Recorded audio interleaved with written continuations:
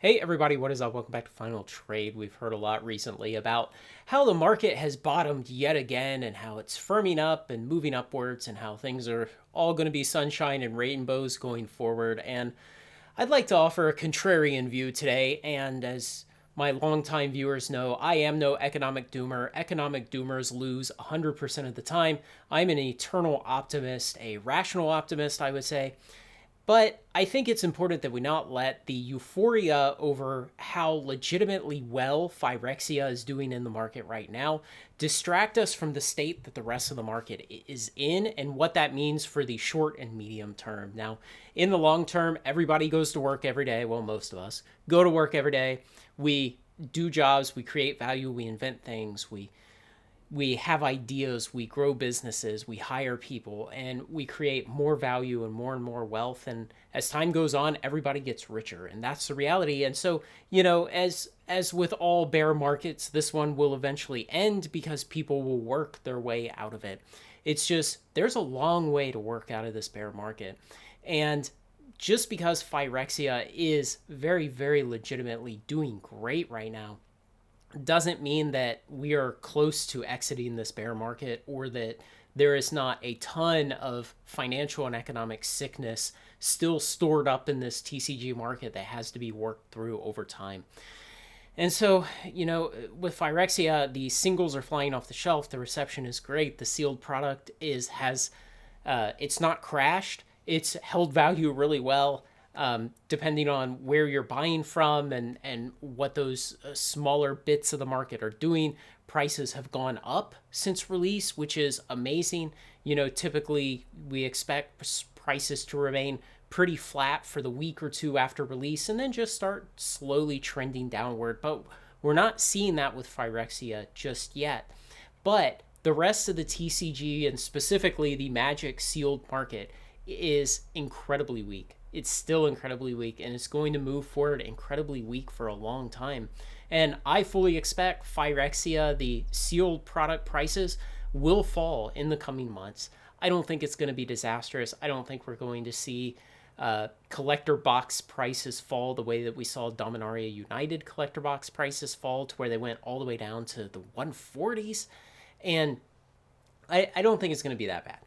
But we do need to be realistic about where we are now and where things will probably head in the short and medium term. And so I'm just over here on TCG Player, and I just want to point out something that I think we've all kind of become desensitized to in the last 6-8 months. It's how bad these prices are.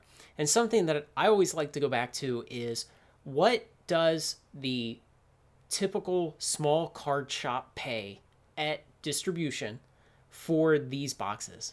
And then what does it have to pay to sell on a marketplace like TCG Player? What does it have to pay to actually ship the box and get it into your hands? And when you do those calculations and you back out what the break-even prices are and you compare them to where prices in this market have been for a long time, things are actually still pretty bad. If we let's just take the first one here, Kaldheim set boxes, okay? Let's just assume, best case scenario, everybody who's holding these boxes, every card store that is selling on TCG Player that's holding Kaldheim set boxes, bought at the old prices before the WotC price increases of the summer of 2022. If they did so, they bought them at around $89 from wholesale, and their break-even costs to pay realistic actual shipping in the United States today and pay the market fees on TCG Player is $111. So selling at this market price of $103, and again, this is generous. This assumes every single one of these people selling these bought them at the old prices. They're losing money selling an out-of-print product from 2 standard cycles ago. So, that's just one case. And you would think, Kaldheim, hey, you bought it cheaper long ago and, it's been out of print. It should maybe start appreciating at some point, but it's not there yet. Even, let's go over here, Brothers War. So at the new prices for set boxes, the break-even price is $126. And yes, some dealers have better economies of scale. They have better pricing power with their distributors, but not all of them. and not the typical card store in America. The typical card store in America only has maybe a couple dollars pricing power from the numbers I'm giving you here. And even Rudy has talked about this before, that people have these unrealistic expectations of what big card stores are buying for. And in actuality, it's only a few dollars difference. It's not like there's a 20 or 30% discount if you're a big card store or a big online dealer. The big discounts are for the distributors who have retail accounts on eBay and storefronts on eBay and pretend to be retailers when they're actually distributors selling straight through to the end customer. Those are the places where they get really good cost advantages. But here on this Brothers War box at 113 market and 126 is the break-even price for a regular card store. Same with Zendikar Rising, and again, be generous. Assume that everyone who has this bought it at the old prices. They bought it over a year ago. They've been sitting with their capital tied up for over a year, and the market price today is 104 and their break-even price is 111. Midnight Hunt will say, again, 126 break-even price, market price of $90. And even something like Modern Horizons, I went back and looked, and when WotC raised prices back in the summer of 2022, it was not an across-the-board price increase. It was the heaviest price increase was on standard because those had the lowest margins to start with and needed bigger price increases to remain profitable. And so things like premium sets like Modern Horizons 2 did not get as large price increases as other things percentage-wise. And so originally, the break-even price to sell this at the old prices, at the original price that distribution offered this for when it was released in the summer of 21, the break-even price on a set box of Modern Horizons 2 would have been $225. And here we are now, nearly 2 years later, and market price on TCG Player is $219. So all these boxes are being sold at what would be a loss for a regular small card store. Phyrexia, of course, it would be a 126 break-even cost, and market price is 136. So hey, if you're a small card store, if you can get a big enough allocation of this, you throw some of the extra up here that's not saved for your customers who are walk-ins in store, then you'll make about $10 profit before other ancillary fees from distribution, before fraud risk, and other things. So this is not a healthy market. This is not a market where card stores can thrive, selling in the places where most people want to buy, which is the convenience of online. Kamagawa is basically been a very, very small standout in this. It's sold really well. It's one of these rare cases where it's almost as if WotC is managing the distribution correctly. And so the set box prices of Kamagawa through its whole life have remained elevated like this. But again, the break-even price for most small card stores selling on TCG Player is $126 for this set box. So they might make $2. And again, that doesn't incorporate all the fees. The numbers are slightly squishy. So, maybe a lot of small card stores are making $4, $5 per box selling this online. It's a pittance. It's not much. And it's again, the sign that the market is rejecting these prices. The end users who purchase and open these boxes or purchase and put them back in a closet, they are rejecting these prices and saying, we're not paying these prices. Again, old pricing structure, Adventures in the Forgotten Realms, pricing before the price increases last summer, 111 would have been your break-even price. 111 for Strixhaven. So Streets of New Capenna, 126. And Innistrad, 126 if you're going to be buying it from wholesale today. Now, I went out to the distributor who I have an account with, and I looked, and just like a month ago when I talked about this, they have Zendikar Rising, Kaldheim, Strixhaven, AFR, all 4 of the last block of standard sets that have rotated out of standard legality. They still have them in stock. They still have Ikoria theme booster boxes in stock, a 2020 era product, and they still can't move those out. Now, I know theme boosters are not exactly popular, but they still have Ikoria and they still have Zendikar Rising, which is another 2020 era product. It's still sitting in stock. And so you can see these prices just are not healthy. These are not prices at which card stores can reliably do good business to pay their overhead and survive. So we'll go on to draft box prices. And generally, under the current pricing structure for a small card store, their wholesale price is around $95. And yeah, they may get a couple dollars off of that if they buy enough, but they're also going to pay a little more for transaction fees, shipping fees, things like that. So around $95 is just kind of the squishy benchmark that I use for wholesale pricing for standard draft boxes for a small card store. And that means that the break-even cost after they pay around $8 to ship it to you, and they pay about 12.5% transaction fees on TCG Player, the break-even cost is about $117. Can we find any standard sets here selling their draft boxes for $117 market price? We got 89, we got 93. That was not standard priced, it was half premium priced. $90. And look at this. This is Dominaria United. This came out last October, I believe. It may have been September, but it's already under $100. The market price is showing 90. Zendikar Rising. Again, if you bought this under the previous prices long ago before the price increases last year, it was $107 as your break-even cost for a small card store. And here it is selling $14 under that. This has been rotated out of standard for 10 months now, and you would still be selling it at a $14 loss. Okay, double feature was at a different price. I can't actually recall. Somebody told me once it was something like $125 or $135 or $145, something like that, because it was a WPN exclusive. But Crimson Vow, same thing. Maybe you got it where your break-even price was $107 previously, prior to the price increases. If not, it would be $117, but even if it's only $107, you're selling at a $34 loss today.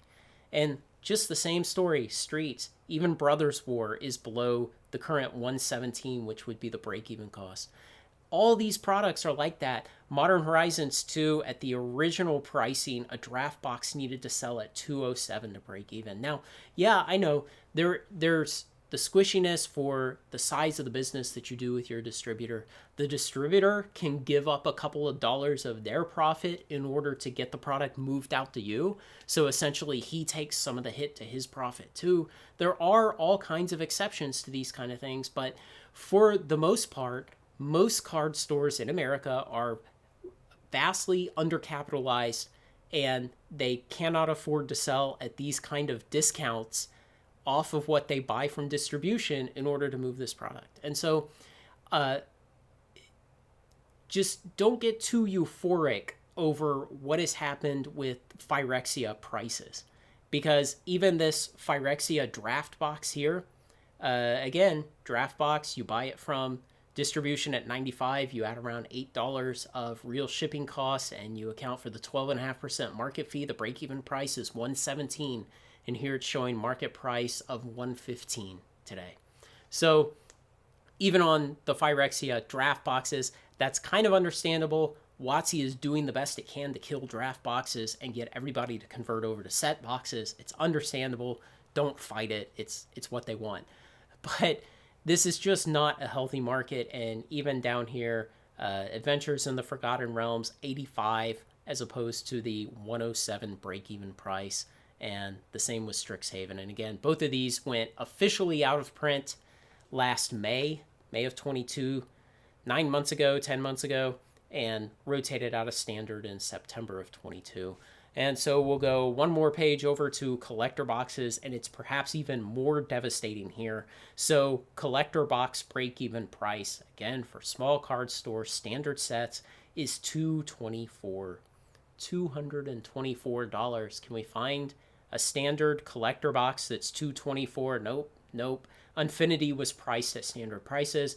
Dominaria United is just unbelievable how bad that's crashed. I mean, I was negative on the Lost Legends. I made a whiteboard video showing that was just absolute unsustainable hype, but even I am shocked at how low it has come.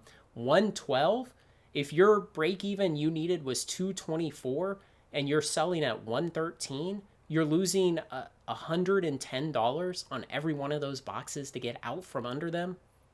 Same thing. This one has held up okay, but again, when the break even is 224, it's being sold at a loss for most card stores. And then you have to get back into these older ones that have been out of print for a long time, or something with extreme quality in it like Kamagawa. Now, Kamagawa, all of these collector boxes should have been purchased from distribution before the price increases went into effect last summer. And so the break-even cost for most card stores there is around 207, and the market price showing on this screen here is 208. So, if you're a small card store, you're trying to move this box to get it off the books to get your capital back to do something else with, you might make $1 profit today. Modern Horizons 2 collector boxes, now their break even would have been 306 given when they were released, and that they were all sold off from distribution pretty early. So, this is a nice bit of money for any card store that still manages to have any of these around at this point. And Double Masters 2022, these were $181 at wholesale. And again, you do that $8 back out with 12.5% market fees. You come to a break-even cost of $216. So you see, this market is just not healthy. There is so much sickness in this market that has to be worked through. There's so much product that the market is rejecting, that buyers, the final buyers, the people who are either going to bust the packs or put them in their closet for years, the final buyers are saying, we're not paying these prices. These products are not worth it. And this is kind of the fundamental problem that WotC's run into. And I had a person comment about it on one of my videos a couple days ago, and it really got me thinking. But the big issue is the market is saying loud and clear that a draft box is not worth $100 2 months after the set has come out. Yes, it will sell for more than that in the initial wake of the set coming out, but after that, it's just going to fall, and people no longer think it's worthwhile. The people who do think it's worthwhile have gotten their fill of it in those first couple of months, and then they move on. They stop paying those prices, and the buyers who are left over are more price sensitive, and they don't want to pay those prices. And that same kind of thing happens with set boxes and collector boxes. It happens all over this market. And so when this happens, when you have prices on TCG Player that most card stores cannot sell and actually make any money at, what do you think the consequences of that is? So the consequences is that if that card store needs to obtain a little more of this product to satisfy its walk-in customers, are they going to go to distribution? No, they're going to come to the secondary market here. They're going to buy here off TCG Player or off of eBay or off of one of the quasi-wholesale services or somewhere else like that. Maybe they're in with Rudy and they'll buy from him, because he does have decent pricing power relatively. Still not a great amount, but relatively he has some. Maybe they'll buy from him to replenish the stock of cards that they need to be able to sell to walk-ins. But what they're not doing is going to distribution. They're not going to the distributors and paying $95 for a draft box and $102 for a set box and $188 for a collector box. They're not going there and paying those prices when you see what the prices here are. I mean, just look at all of these. It's terrible. And so what that means is next down the line is less often will the distributors be going back to WotC to tell WotC, hey, we need some more product. Pull an 18-wheeler out of your warehouse in Austin and truck it up to us and give us the pallets of product that we need. That's going to be happening less and less often. And that means more of that product sits at WotC's warehouse longer, which is exactly what was confirmed on the Hasbro conference call, that inventory build is huge, that it's a big problem that they are focusing on at the company. They confirmed that, and it's exactly what we should expect given these kind of prices, given the sickness in the market right now. And so when all of that happens, what's the final outcome? It's more Amazon dumps. And I've been perplexed that people have started talking like the Amazon dumps are over. And I think there's kind of a misunderstanding that WotC doing Amazon dumps is to shore up two things. It's one, to make the amount of inventory that they carry at the end of the quarter look better by lowering it. And two, it's to juice the revenue numbers. And of course, that's easy. They sell the box and it both reduces the inventory and juices the revenue number. But just because on January 1st, literally on January 1st of 2023, the Amazon dumps that had been going on the last week of December stopped, people thought, oh, that's over. We're not going to have Amazon dumps anymore. And it's like, wait, but they still have this huge log of product. I mean, look at these prices. We know the backlog is there. We know it's huge. We know these boxes just, if they're barely moving at these prices on TCG Player, they will be not moving at all from WotC. And so we know the backlog and inventory is there. WotC confirmed it. And we know that means that eventually WotC will start dumping again. And what we saw was a week, maybe 2 weeks ago now, I forget exactly, they dumped draft boxes on Amazon of Zendikar Rising for $84. WotC is still holding draft boxes of Zendikar Rising. Now, I told you a few minutes ago that the distributor I'm with is holding draft and set boxes of Zendikar, Kaldheim, Strixhaven, and AFR. And here we have WotC a week ago dumping Zendikar boxes at $84. And remember, when Zendikar was a brand new set, if you were a regular card store in the US, you were paying $86 for that draft box at wholesale. And here we are 2 years later, and WotC's dumping it for $84 direct on Amazon. And so then last week, one morning, for a short time, they were dumping Strixhaven draft boxes for $77.50. I threw it up on the community tab, hoping some of you guys could get in on it, but $77.50 for a box that had a wholesale price of $86 when it was in print.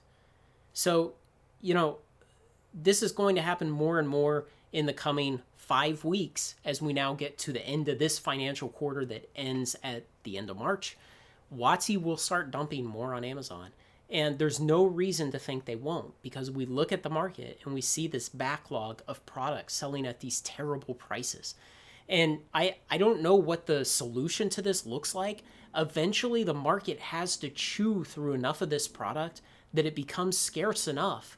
And on the other side, the attitude around it needs to change. So people need to stop thinking that, price should drive their sentiment, and seeing that the price of this Zendikar box is $88, so it must just be a dumb product that'll be worthless forever. It's a combination of price driving sentiment and the straight line fallacy and a whole lot of Timmy investor mindset.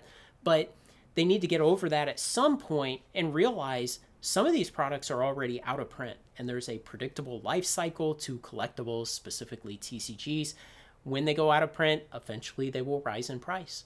And so eventually the attitudes will turn, and eventually enough of this product will get chewed through that some of this sickness will begin healing, and that will just take time.